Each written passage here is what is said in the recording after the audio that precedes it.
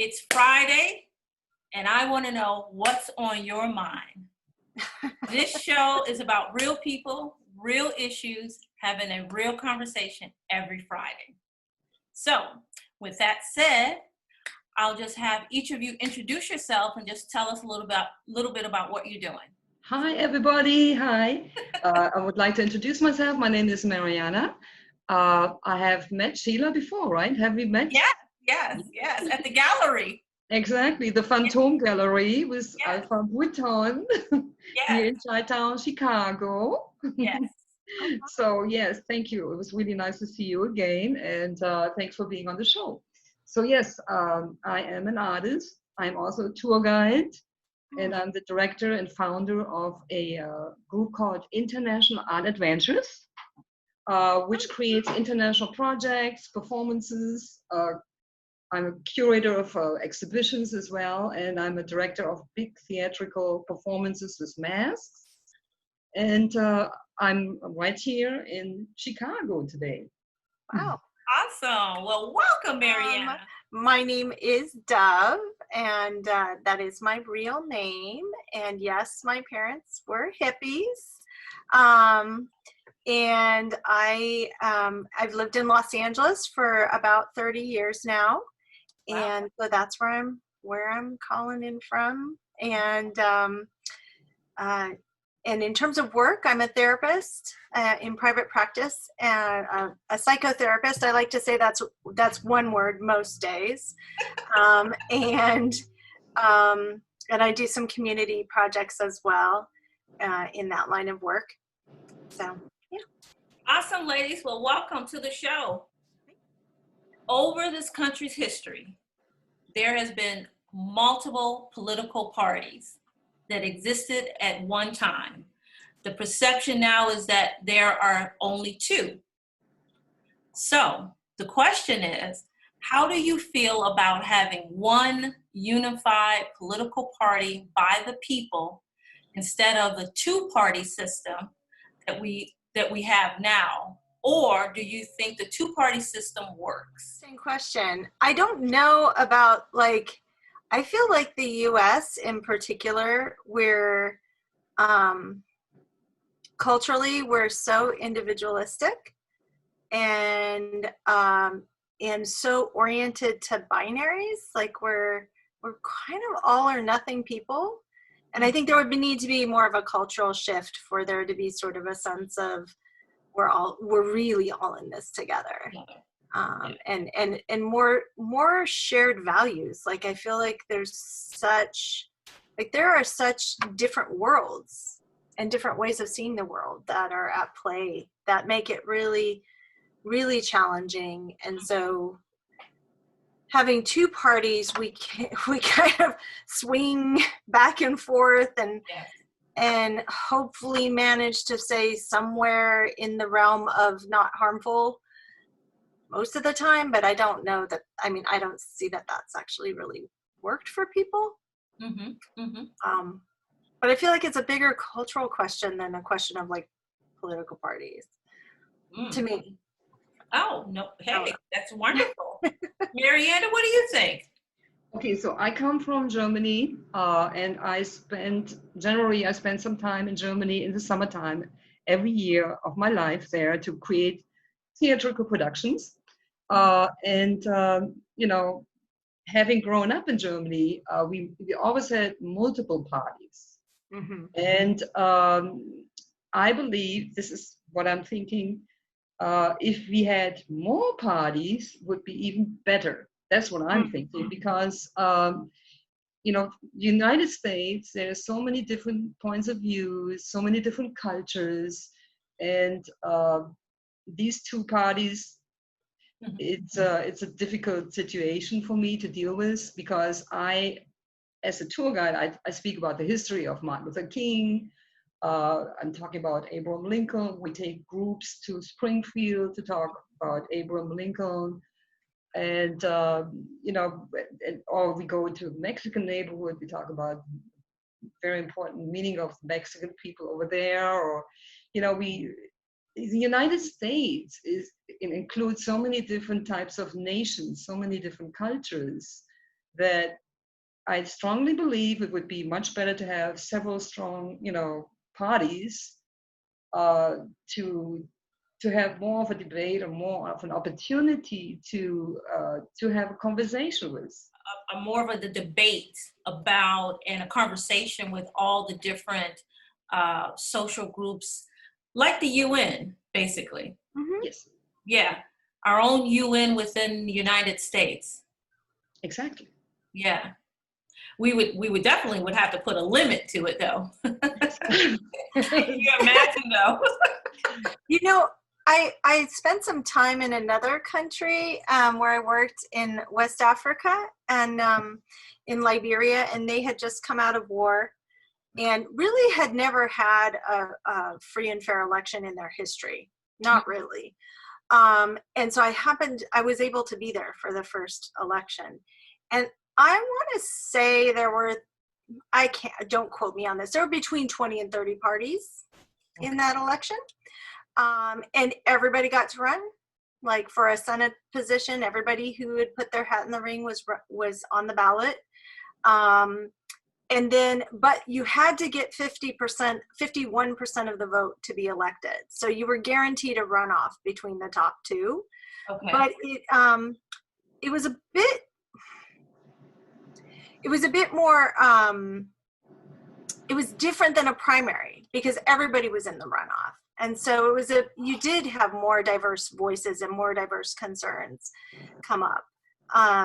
From an American perspective, where we like to sort things really quickly, we're also not super patient, No. like I've actually worked with the UN, and things take an enormous amount of time and energy. It's like, in order to have that kind of process, we would need to really expand our capacity to listen to each other, to not drive so quickly towards decisions, to be able to have a debate and sit with it and come back and, and that's when I went to Liberia, here we were there. We had every U.S. group there advising on their election. We're telling them how to do it.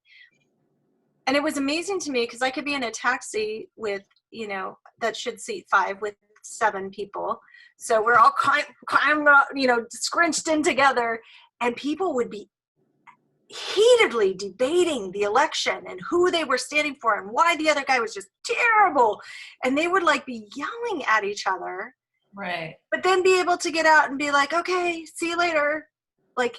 People could hold that level of difference of opinion right. and not have it be threatening. And Right. I think that's something that we don't, we're not super good at. And I need to say, when I say we, I'm speaking as a white American, as kind of the dominant culture, and particularly white Americans have difficulty sitting with discomfort. We want to, let's make a decision, everybody live with it, and we would prefer that the decision reflect, our preferences. So, that's a big part of what I see happening in political discussions. Now, when you were over there, did you feel that it worked for them?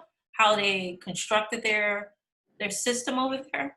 Well, it's interesting because I think there were things I definitely appreciated, and the things that worked were the cultural norms around speaking your mind, around people being allowed to speak their minds, and around conflict not necessarily being a problem. It's not necessarily a problem to have disagreement. I think their political system, like so many places that have, they were never formally colonized, but in that part of the world, there's been such an amount of control and direction from Western countries, and Liberia, the U.S. particularly, right? That I can't say that the political process has really worked for people in general. But that piece of the process, being able to debate and say how you feel and disagree with someone, and people listening, that was the other thing. Someone could be like, this is my guy and he's the only guy and the other guy's terrible. And then someone would say, well, what about this? And what about that? And they go, you're right about that. Okay, you're right about that. Right. And we don't have enough capacity to do that, I think. I'm an artist, and I'm a tour guide. So when I do give my tours, I have many different groups come to Chicago, generally when there is not a pandemic and when there is not such horrible things going on in the world. Right. So the first question that people always ask me, well, how or why did you come to America? And I tell them I came here with a German peace organization. The name of it is Action, Reconciliation, Service for Peace. Oh. And everybody looks at me like, oh no, I've never heard about such thing in my life. Yeah. Especially coming to America. Why would you go to America? So people are very amazed, why, and etc. So I tell them my whole story. I came here in the 80s and I started working on the west side of Chicago in a black school with Najma Umrani, a wonderful dance director who is now retired, but her dance corps is still in action. And she became my mentor and she let me teach there for 12 years. In a pretty rough neighborhood on the west side in Chicago. Yeah. And I've always been a lover of African dance, and she directs an African dance corps here in Chicago. And I pretty much, studied the African dance community, becoming involved with Najwa Dance Corps, and then with, taking classes with Whtz dance. And so I met a lot of great African dance people here in Chicago. And I went to the Art Institute between 1985 until 1990 and studied art there, got my Bachelor of Fine Arts there. And then I taught 14 years in the public school system here in Chicago. And between 2001 and until this day, actually, I should be, until March 7, I was a tour guide, and then the pandemic came. But during that time, when I first came back in December from Germany from a big project that I directed, the Culture Bridge project that includes a symposium of the arts last year with the title The Ocean Between, bringing people together from all different continents. Because the only thing that really connects all nations is the ocean. And I created a beautiful catalog about the project. It took them a whole year. And actually, my very good girlfriend that I know 30 years, that I met during my time in the 80s here, her name is Cherie Blakemore. She's like my adopted sister from the south side of Chicago. She did come with me to Germany last year, and she had come with me like in the 1990s to meet my parents over there, to perform there with me. My wonderful African-American friend. She creates the Sugar Mama Spirit dolls, and her and I, we always talk about the revolution of love. And, bringing that to the people through the arts, through photography, through dance, through... So your political party should be for the people, correct? Absolutely. Absolutely. Okay. Got it. Love it. Love it. All right, we're going to move on to the next question here. Yes. Okay.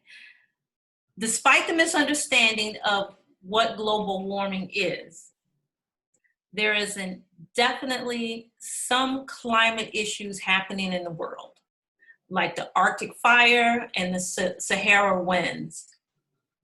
Question: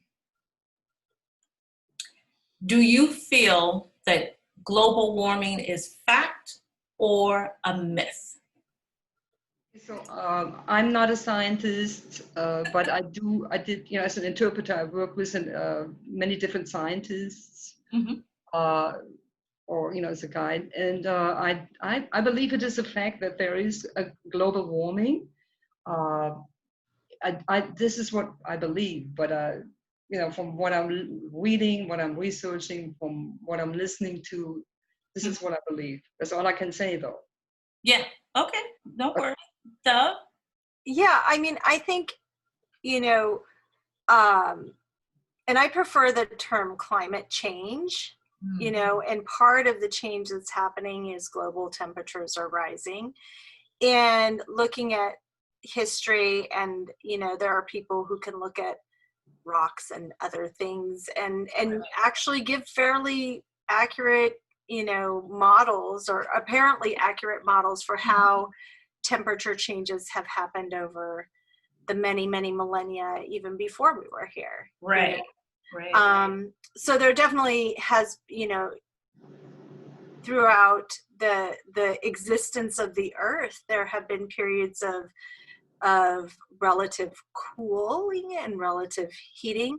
But you know, what my understanding is that what we're experiencing now is unlike things that have happened before, particularly in this pace of change and the scale of the change.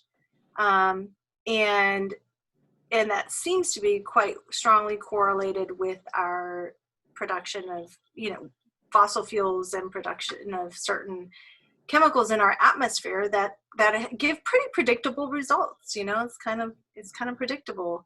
And so my concern about that is, you know, like, you know, it's possible that the earth's going to heat up, and over time, over, you know, billions of years or whatever, I don't know the time frame, like the earth is going to be gone someday. But the pace of change right now, like I'm looking at, you know, that my child who's 12 is going to have a completely different world that he's living in when he's my age. And that's freaky, you know, that quick of a change.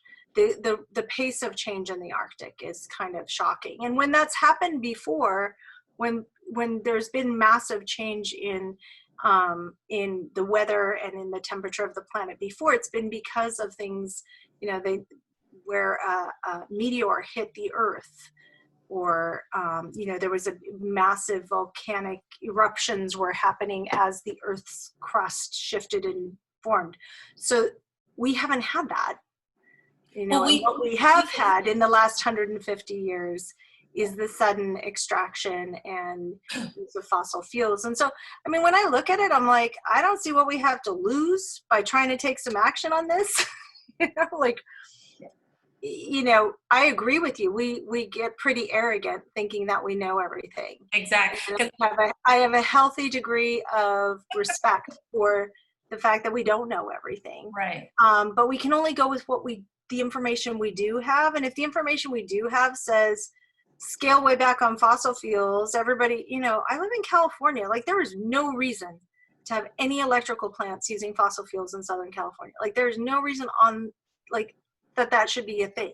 Yeah. And so if there's things we can do to slow the pace of change, to give ourselves more time to adjust and protect people, why not? Like, that's my perspective, kind of somewhere in the middle. Yeah, exactly. Because I believe that the earth will be okay. It's just we as humans, we might not. we as humans just need to know how to survive and understand what the danger is, you know. And in this particular moment, the people who are really threatened are people in places like Indonesia and India, and where you have a lot of people who don't have the resources to move to higher ground. And so that's where I feel some responsibility to see what we can do to slow the pace of change and to take action globally, like with the actual UN, to move towards situations and systems that will protect people and allow people to survive, and not have mass death. Because that's the other thing, is in the past there have been mass extinctions with every catastrophic climate change. So, you know, are we actually okay with that? And we're experiencing that. We're having mass extinctions in animal life and in insect life right now. So it's happening right now. Right. And I always tell my friends, I mean, if you see bees or insects gone, you best believe we're up next. Exactly. We're definitely up next. And Yeah, it's unfortunate, but I think as humans, we can, like you said, do a better job. We won't be able to stop it, I truly believe, but we can do a better job in trying to make things a little bit better long-term wise. But again, the planet's going to do what the planet does. And I know, what are you grateful for? Exactly. I'd like to speak about nature and environment. I'm grateful for nature because, right now, I mean, the pandemic has shown us that everything shuts down. We can always start planting a few vegetables in the garden, and we can revitalize the soil, and we can revitalize the victory gardens around big cities and bring community out to nurture and bring community together to garden these empty lots, etc., to create more of a natural way of farming and organic life, Yeah. to feed ourselves naturally and bring our immunity systems up so we can fight this virus, for instance. Nature is such an important thing. That's what I'm grateful for. Absolutely. What about you, Dove? Oh man, I personally have so many things to be grateful for. I mean, in this moment, it's been such a surreal time being on what we call lockdown here in LA. And of course, we've done a terrible job. So we're continuing on our timeout. Mm-hmm. But I would echo, Mariana, what you said. One of the things I've been really grateful for in this time is that I have, where I live, my mom and I own a property, and we have some space. It's on a hillside, but we've been able to terrace it. And so we've been doing a lot of gardening. And yesterday, I actually had spread out some compost too soon. So I had all these volunteer plants, and I ended up with 10 eggplant plants, which one will feed the whole block, right? So I posted online, does anybody want eggplants on this neighborhood app? And so I had strangers coming all day yesterday to pick up eggplant plants. And so that was, so I guess when you ask, what I'm most grateful for is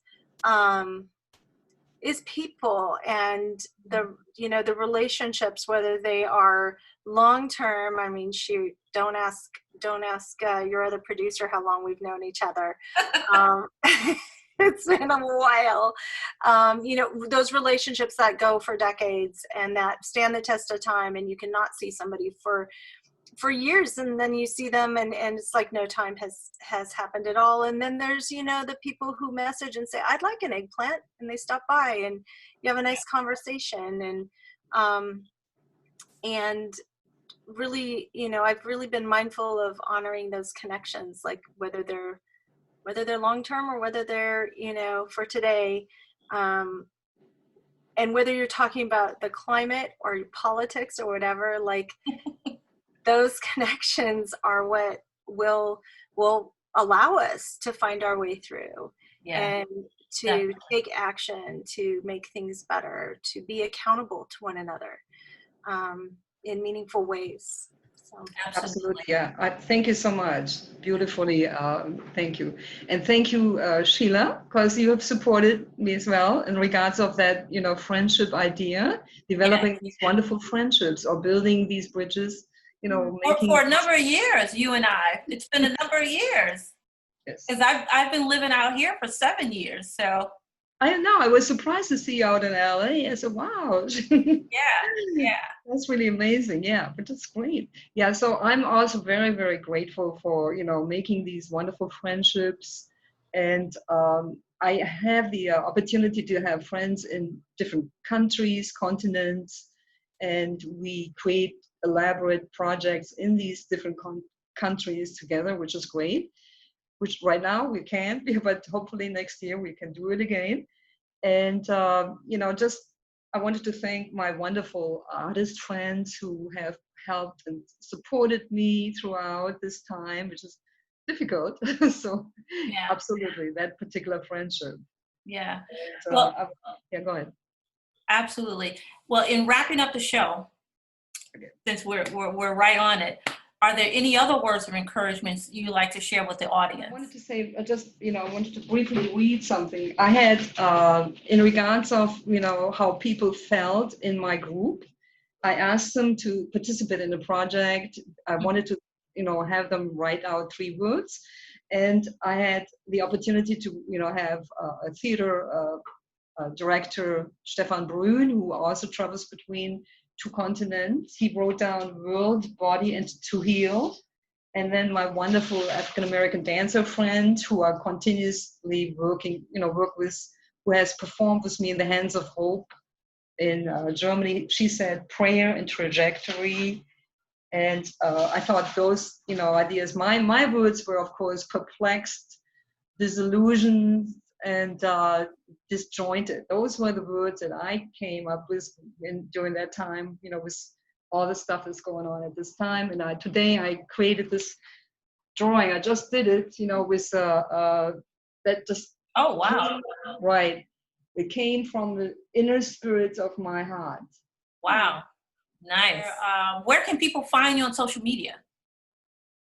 On social media, it's the platform is titled International Art Adventures. So if you go on Facebook, International Art Adventures, or on the website internationalartadventures.com, or Culture Bridge, kulturbrücke.shutterfly.com, which is too long, of course. Okay. So I think the easiest to remember is International Art Adventures. Okay. What about you, Dove? Well, professionally online, I'm at talkingpossibilities.com. That's my website. Love that. And in terms of sort of words of encouragement, I've been personally doing a lot of having a lot of conversations with people and doing my own personal work around our histories of racism and white supremacy in this country. And so I have 2 words of encouragement. Embrace discomfort and find and also in these times where there's so much out of our control, looking for the places of ease within the discomfort and uncertainty, and lean on each other and ask for help when you need it. Yeah. But for my white people, get comfortable with being uncomfortable. That's my there you go. Call at the moment. Ladies, absolutely wonderful. You ladies were awesome. We thank you for being a part of the show. I will keep both of you posted on when this episode will be posted. Thank you so much. Continue to have a wonderful, blessed weekend, okay? All right, you too. Thank you, Sheila. Thank you. Take care. Talk to you later. Bye-bye. Bye.